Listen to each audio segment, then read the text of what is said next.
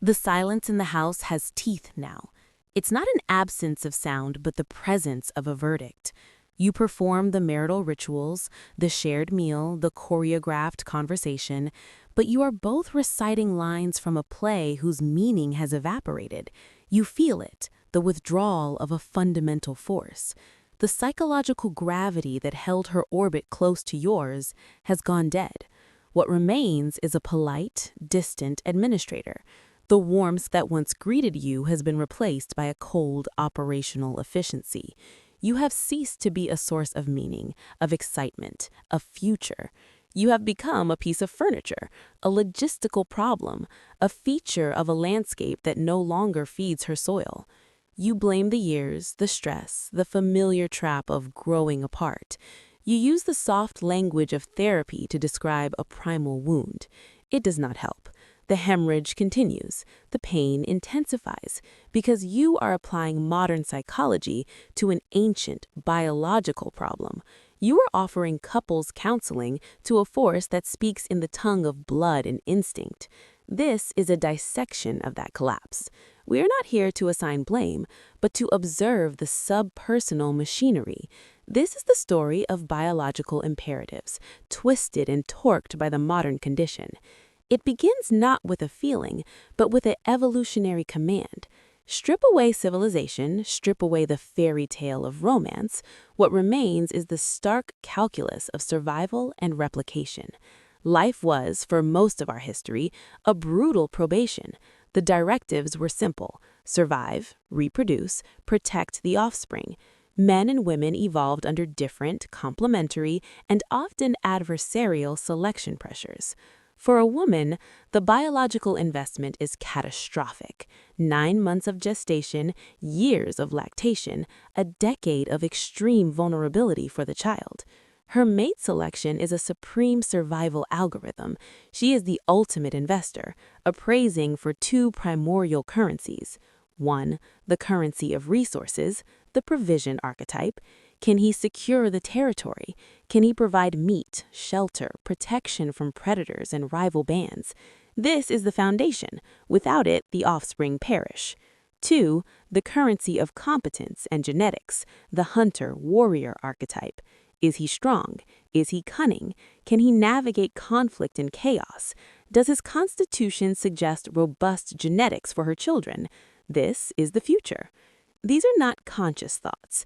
They are deep, instinctual evaluations, a biological hypergamy that compels her to seek the best available combination of these currencies. In the state of nature, a man who ceases to provide these currencies becomes a lethal liability. His presence in the camp is a drain on resources, a magnet for conflict, a genetic dead end. The instinct to withdraw, to seek a new constellation of provision and protection, is not cruelty. It is an adaptive imperative. It is the uncompromising logic of the DNA, which cares nothing for sentiment and everything for viable propagation. This is the bedrock, the hard, ancient code upon which all later constructions of love and marriage are built. The modern world has not erased this code. It has merely forced it to wear a complex and often debilitating disguise. This is where the ancient firmware crashes against the modern operating system. The biological imperative remains, perfectly intact, but the environment in which it must operate is a hall of mirrors, designed to generate dissatisfaction and paralysis. In the tribe, her valuation was concrete, limited, and reality-tested. She could appraise the few available men against clear metrics. Who brings back the most meat? Who stands firm in a crisis? Who commands respect? The spectrum was narrow, the feedback immediate. The modern world has replaced the tribe with the global marketplace. It has weaponized her innate hypergamy and severed it from all stabilizing constraints. Her smartphone is not a communication device. It is a hyper-stimulation portal offering a perpetual, illusory mating market. Social media delivers a curated parade of male provision, luxury, status, apparent competence, without the burdens of reality.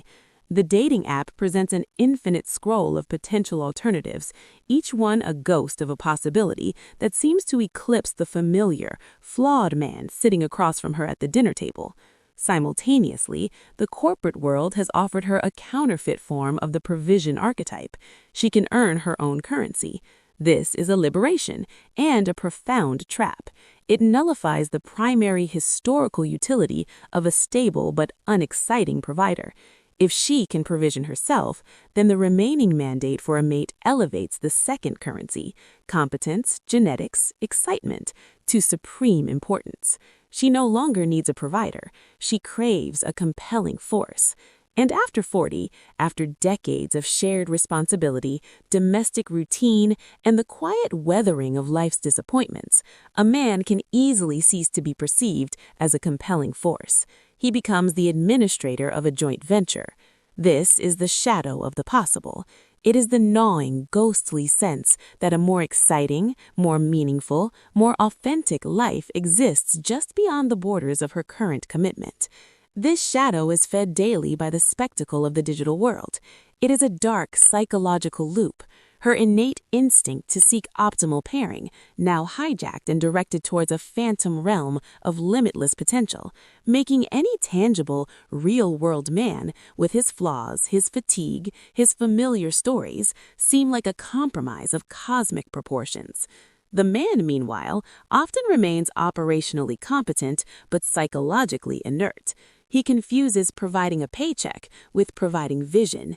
He believes fixing the broken gutter is the same as navigating the storms of the soul.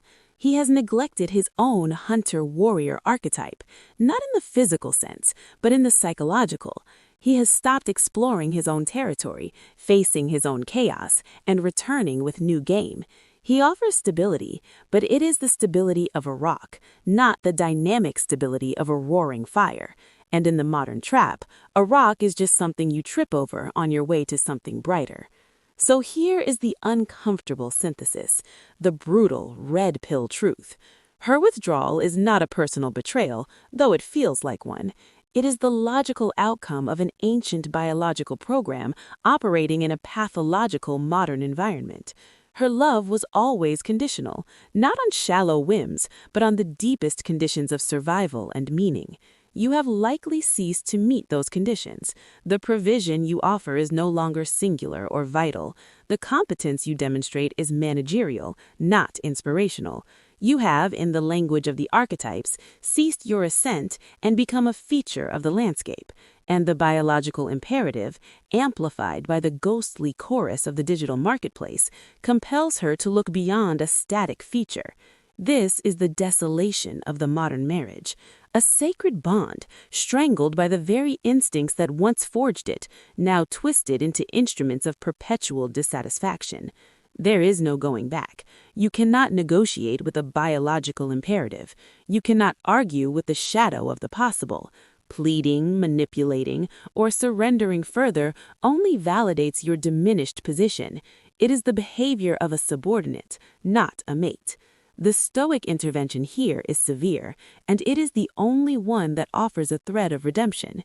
You must turn your gaze away from her withdrawal, a thing which is outside your control, and direct it with unbearable precision toward the only thing that is within your own control, your own being. This is not about winning her back. That is a child's gambit.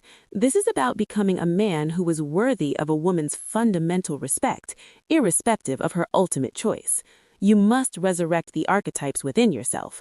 First, the provider, but not of mere money. You must become the provider of meaning, order, and vision. Is your household kingdom in order? Not just the finances, but the spirit. Are you curating a life of purpose, or just managing decay? Second, and this is the non-negotiable core, you must reawaken the hunter-warrior. This means entering a new state of conflict, not with her, with your own mediocrity, with the comfort that has made you soft. You must have a mission that exists outside of the marriage. You must face a meaningful chaos, a new skill, a physical challenge, an artistic pursuit, a venture that frightens you, and conquer it. You must bring back new game in the form of new competence, new strength, new stories written on your soul. You must become dangerous again, not cruel, but formidable, unbreakable in your purpose. This is the hard truth. Her love may not return. The biological clock and the social matrix may have written a script that cannot be rewritten. But in undertaking this brutal reconstruction of your own self, you achieve two things. You either rebuild the gravitational field that draws things toward you, changing the entire dynamic of the marriage, or you forge yourself into a man who is worthy of a woman's fundamental respect, irrespective of her ultimate choice. You are not being punished by her. You are being confronted by the deepest demands of your own existence. The marriage did not fail because love died. Love died because the man ceased his evolution. The garden does not wither because the flower is evil. It withers because the soil has turned to stone. Tend to the soil. Become the soil. Or remain the stone.